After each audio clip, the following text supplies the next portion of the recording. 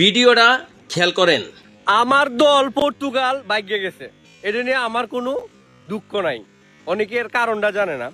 বিষয়টা হইলো খেলা, এটা তো খেলার সময় খেলা, পড়ার সময় পড়া। এতদিন খেলার সময় আছি, আমরা খেলছি, এখন তো পড়াশোনার দিকে মনোযোগ দিতে হবে, তাই না? আমাদের তো সামনের দিকে আগায় যেতে হবে, খালি সারাদিন খেললে হইব?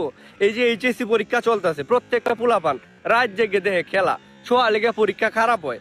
এরপরে আমাদের উপর থেকে নির্দেশনা দেয়া দিছে যে আমরা আজকের শিশু আগামী দিনের ভবিষ্যৎ গড়তে হবে। এখন আমরা যদি ফাইনাল পর্যন্ত খেলি, অন্যান্য দলের আতুপাতু টিমের খেলা তো পোলাপান দেখে না। আর্জেন্টিনা, ব্রাজিল তো গেছে গিয়া, তো এরার খেলা কিন্তু অত মনোযোগ সহকারে দেখে না, কারণ এরার টিমের মধ্যে কিন্তু বাঘ নাই।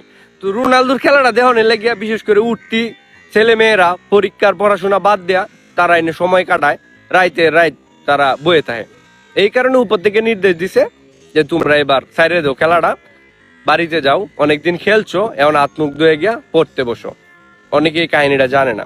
খেলা যেটা দেখানির আমরা দেখাইছি, এখন বিদায় নেওয়ার পালা, বিদায় নিছি।